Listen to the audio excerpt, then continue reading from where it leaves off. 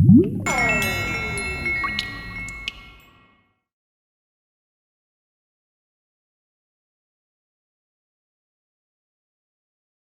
undangan yang telah meluangkan waktu untuk hadir pada pagi hari ini dan berpartisipasi secara aktif dalam seminar Forum Komunikasi Air Limbah Forkalim bertempat di Ruang Sadewa Hotel Bidakara Jakarta. Sebuah kehormatan bagi saya, Abigail Panjaitan dari Perumda Paljaya, kembali dipercaya memandu jalannya acara seminar Forkalim hari ini. Seminar ini diselenggarakan sebagai bagian dari rangkaian kegiatan IWWF 2023 yang mengusung tema Creative Financing for Water and Sanitation Infrastructure to Support Water Resilience and Sustainability. Acara ini diselenggarakan oleh Forkalim dengan dukungan dari UZI Was Tangguh, bekerja sama dengan Kementerian Koordinator Perekonomian, Kementerian Perencanaan Pembangunan Nasional atau Bappenas, Kementerian Dalam Negeri, Kementerian Pekerjaan Umum dan Perumahan Rakyat, dan Kementerian Keuangan. Baik, hadirin sekalian, sebelumnya izinkan saya untuk menyapa tamu kehormatan kita. Yang pertama, hadir mewakili Asisten Deputi Ketahanan Kebencanaan dan Pemanfaatan Teknologi Kemenko Bidang Perekonomian Ibu Kusti Erawati, Direktur Perumahan dan Kawasan Permukiman Bappenas Ibu Tri Dewi Virgianti atau yang mewakili, Direktur Sanitasi Kementerian Pekerjaan Umum dan Perumahan Rakyat PUPR Bapak Tano Siso Silase atau yang mewakili, Direktur BUMD, BLUD, dan Barang Milik Daerah Kementerian Dalam Negeri Bapak Budi Santosa atau yang mewakili, hadir mewakili Kepala Pusat Kebijakan Pendapatan Negara Badan Kebijakan Fiskal atau BKF Kementerian Keuangan RI Bapak Rustam Effendi, Ketua Umum Forkalim, Direktur Utama Perumda Tirtanadi Bapak Kabir Bedi. Selamat pagi, serta kami ucapkan juga terima kasih atas kehadiran Ibu Bapak yang sedianya akan berperan sebagai narasumber pada kegiatan hari ini. Perlu saya beritahukan pula bahwa seminar Forkalim hari ini diselenggarakan dalam 3 rangkaian sesi. Sesi yang pertama akan mengupas mengenai upaya inisiasi pembebasan pajak PPN atau tax exemption untuk penyelenggaraan layanan air limbah domestik. Bahasan ini merupakan salah satu program kerja utama yang masih tetap relevan dan menjadi kebutuhan anggota Forkalim. Dilanjutkan dengan sesi 2 yang mengemukakan gagasan mendorong keterpaduan sistem pengelolaan air limbah domestik oleh operator penyelenggara layanan. Forkalim memandang bahasan ini sesuai dengan amanah Permendagri nomor 87 tahun 2022 mengenai percepatan layanan sanitasi berkelanjutan di daerah untuk periode 2022 sampai 2024. Kemudian setelah jeda makan siang, tidak kalah menarik, sesi 3 akan membahas model pengelolaan air limbah domestik di kawasan khusus dan kawasan permukiman oleh swasta. Forkalim mencoba membuka ruang agar rekan-rekan di sektor swasta dapat berbagi pengalaman dan memperoleh apresiasi atas peran aktif sebagai penyelenggara layanan air limbah domestik.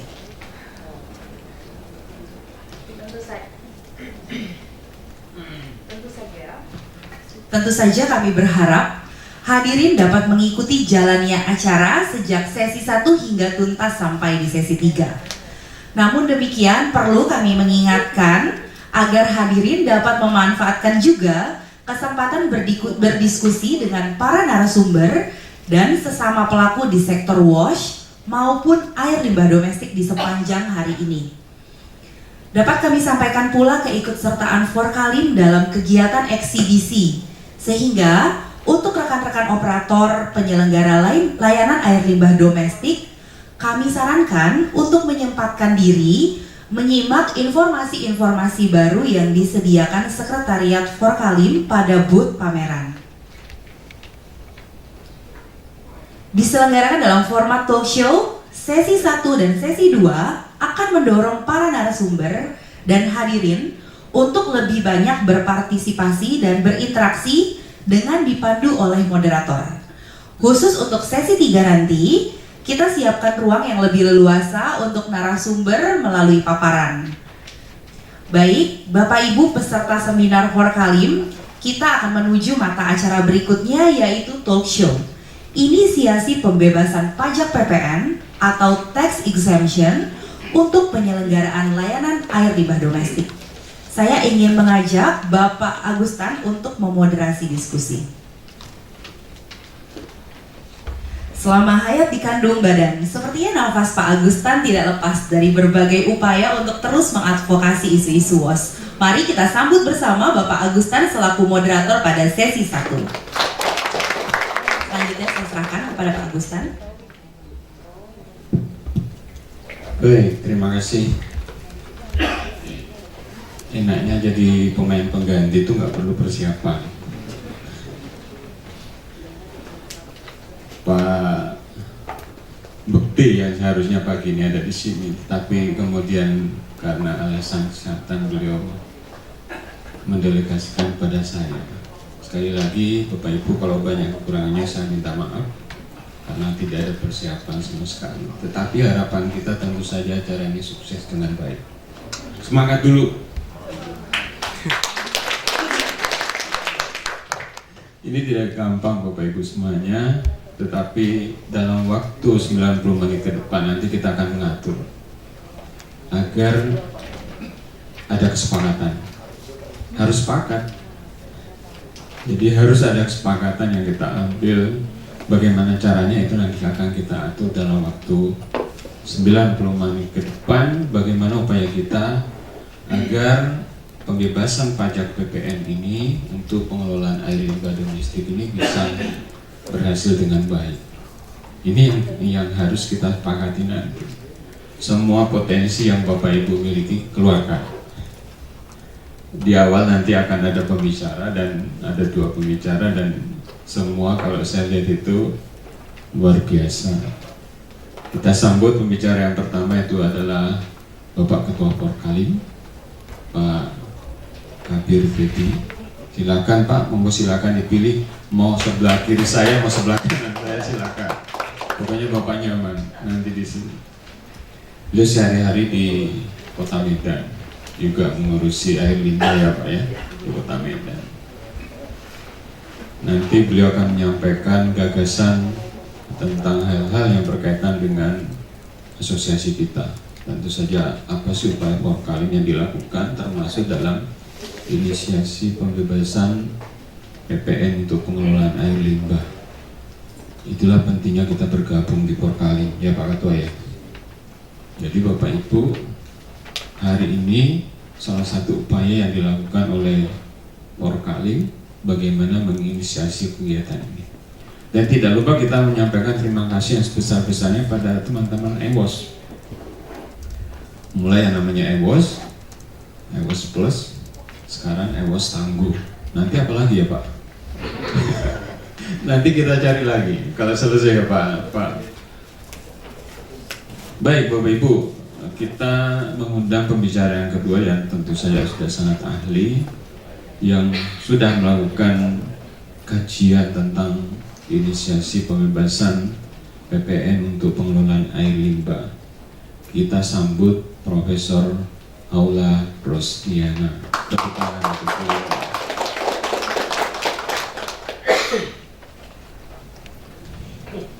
Monggo Bu, sehat nih? Alhamdulillah. Baik Bapak Ibu, supaya kita bisa menghemat waktu karena saya ngejar yang sepakatan tadi Pak nanti Bu.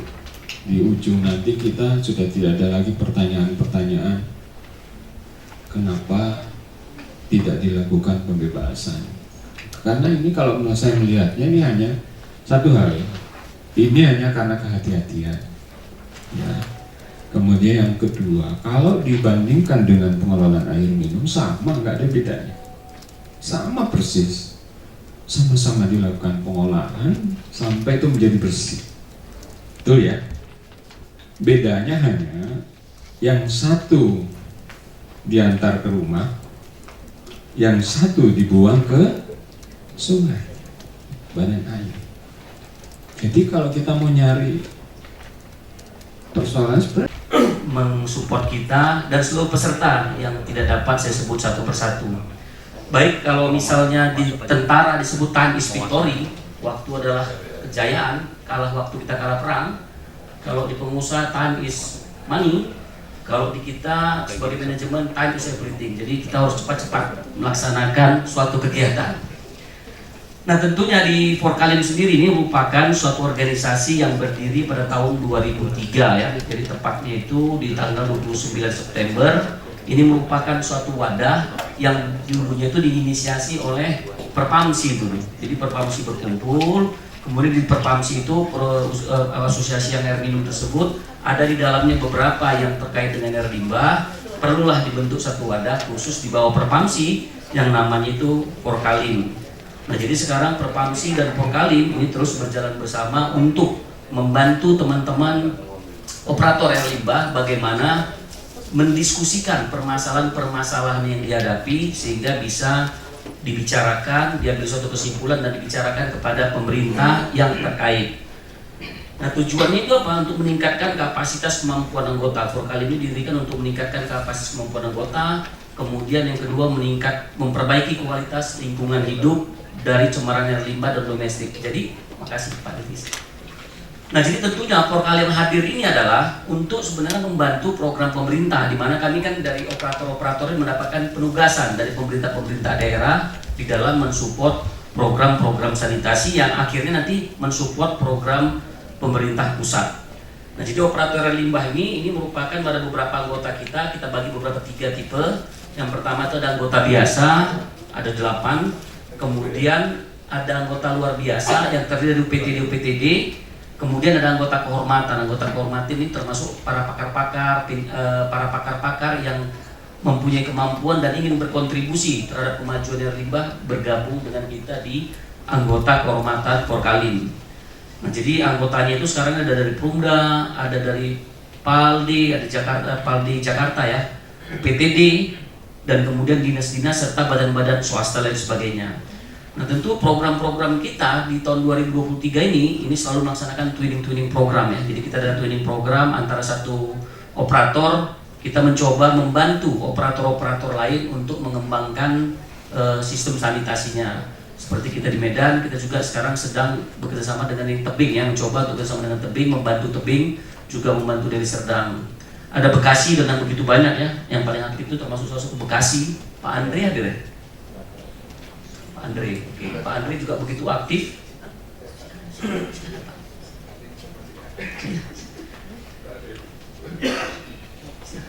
Nah, Pak Andre juga aktif dan sebagainya. Ini kita memang bagaimana mensupport apa yang sudah kita buat, ini kita duplikasikan kepada kawan-kawan kita. Karena pengalaman itu merupakan pelajaran yang sangat berharga. Artinya waktu pas kita berhasil, belum tentu kita langsung berhasil, tapi kita melalui beberapa kegagalan baru kita berhasil. Kita harapkan kawan-kawan kita operator lain yang mana yang kita sudah gagal ini kita sharing. Kalau kita buat seperti ini gagal nanti.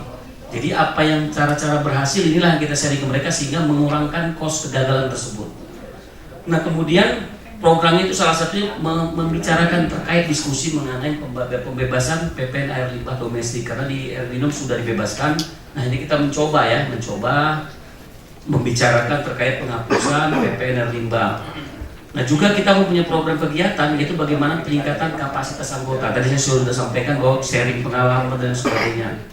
Kemudian kita kerjasama dalam pelatihan bidang air limbah domestik dengan LDP dan LSP dan sebagainya. Terus kita juga berkolaborasi dengan kementerian lembaga lainnya dalam isu sanitasi. Kita aktif dengan Ibu Virji, dengan Bappenas, kemudian dari PUPR, sanitasi, Pak Lasri, Ibu Marsa, kita aktif berbicara bagaimana program pemerintah terkait isu sanitasi ini bisa kita bantu percepat penyelesaiannya melalui kerjasama langsung ke operator-operator. Next. Nah ini ada beberapa kegiatan, memang di 2003 kita begitu aktif. Kita ada melaksanakan seminar dan rakernas. Ini kalau nggak siap 2 bulan lalu ini ya, di Jakarta juga kita laksanakan. Kemudian selalu melaksanakan webinar-webinar. Kemudian kita melaksanakan kegiatan-kegiatan twinning ke daerah-daerah.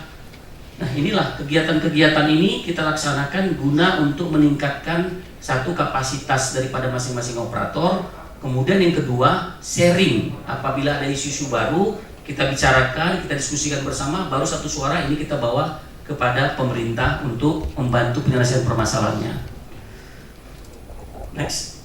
Nah kemudian ada dasar-dasar hukumnya, Undang-Undang Nomor 23 dan lain sebagainya. Saya pikir next saja, nggak terlalu penting. Nah jadi ada sanitasi yang aman sebagai HAM dan hak konstitusi. Jadi isu terkait air bersih, air minum dan sanitasi ini merupakan hak asasi manusia. Begitu banyak korban yang muncul akibat isu sanitasi ini. Hitung-hitungan bisa saja korban daripada sanitasi ini melebihi korban perang karena dampak air minum maupun air sanitasi kita yang belum begitu baik di masyarakat sehingga menimbulkan kematian bahkan cacat seumur hidup ya. Jadi begitu banyak penderitaan di lapangannya. Jadi kalau kita perhatikan daerah-daerah yang mempunyai sanitasinya buruk itu mohon maaf angka kelahiran waktu pas lahir itu banyak, di situ terjadi kecacatan anak-anak. Nah ini kan menjadi mohon maaf jadi beban bersama ya, jadi beban negara dan sebagainya. Kalau dihitung jangka panjang ini luar biasa dampaknya. Makanya kalau kita selesaikan secara cepat, ini bisa membantu pemerintah bagaimana satu orang umat manusia ini di Indonesia ini begitu produktif, tetapi gara-gara kegagalan dalam mengelola lingkungan ini menimbulkan jadi beban. Harusnya dia produktif jadi beban bagi pemerintah. Ini memang harus kita pecahkan bersama. Nah kemudian pasal 24 ayat 1 nomor 145, setiap orang berhak hidup sejahtera lahir dan batin, bertempat tinggal dan mendapatkan lingkungan hidup yang baik dan sehat, serta berhak memperoleh pelayanan kesehatan. Kalau kita garis besar bawahi bahwa isu sanitasi ini sebenarnya mohon maaf ini sebenarnya tanggung jawab pemerintah ya. Tanggung jawab pemerintah. Nah pemerintah itu macam-macam, adalah kita salah satunya operator yang memang ditugaskan pemerintah untuk mengendalikan isu-isu sanitasi. Masyarakat itu adalah yang kita layani, walaupun memang masyarakat ikut bertanggung jawab bersama, tetapi edukasi kepada masyarakat, layanan kepada masyarakat, kitalah yang bertanggung jawab tersebut. Masyarakat kalau tidak diarahkan, mereka tidak tahu. Kita yang harus mengambil peran, apakah diwajibkan, dihimbau dan lain sebagainya, pakai mekanisme kita, sehingga masyarakat ikut terlibat di dalam masalah isu sanitasi. Next. Nah kemudian kita berbicara mengenai PPN, ini ada beberapa hal mengapa perlu transformasi kebijakan PPN. Ini ada pengaruh PPN ya. PPN merupakan indirect tax on consumption, sehingga pengenaan PPN atas suatu barang atau jasa sudah pasti akan mempengaruhi harga dan productivity, karena itu menjadi suatu kelaziman internasional suatu negara yang memberikan transfer PPN atas barang dan jasa tertentu. Nah jadi PPN ini memang kesannya kecil 11%. Contoh kayak mungkin sederhana di Tirta Nadi ya, kita di Tirta Nadi pendapatan lebih kurang sekitar 2,5 miliar per bulan.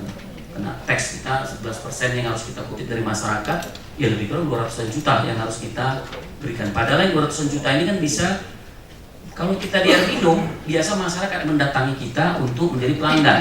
Kalau air minum, ini terbalik dengan isu limbah, sanitasi tak mau.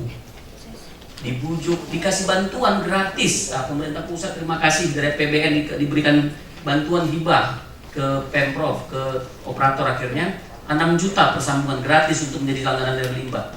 Dikasih 1.000, dapat 500 saja yang terlaksana sudah bagus itu. Mereka tak mau, kenapa? Mereka beranggapan begitu dikasih sambungan 6 juta, bayar gratisnya, habis itu mereka harus bayar bulanan. Nah ini mereka nggak mau. Wah itu apa kan harus bayar bulan dan lain sebagainya. Mereka berharap kalau bisa gratis, ini kan layanan dari pemerintah. Ini sebenarnya kalau sanitasi saya tak perlu sanitasi, yang perlu sanitasi ini pemerintah nih, bukan kami. Ya kan, kami ini ya udah bayar pajak, udah bayar PBB, taunya masyarakat PBB pun pajak juga itu kan. Udah bayar pajak penghasilan, semua kena pajak, ini pun kena pajak lagi ya. Ini jadi berat. Sehingga memang kadang-kadang di beberapa operator, contoh di Tirta lagi kembali saya bilang, kami langsung tak ada sadar-sadar, karena kalau menunggu kesadaran, tak sadar-sadar kita ini. Jadi akhirnya apa yang kita lakukan, ya mohon maaf kita buat pemaksaan. Setiap pelanggan air minum baru, karena kalau air minum itu pelanggan yang bermohon, datang dari kantor kita, bermohon. Setiap pelanggan air minum baru, langsung kita buat wajib menjadi pelanggan air limbah. Mereka sepakat tanda tangan surat pernyataan. Mereka surat pernyataan bahwa mereka yang memang berkeinginan bersedia untuk menjadi pelanggan.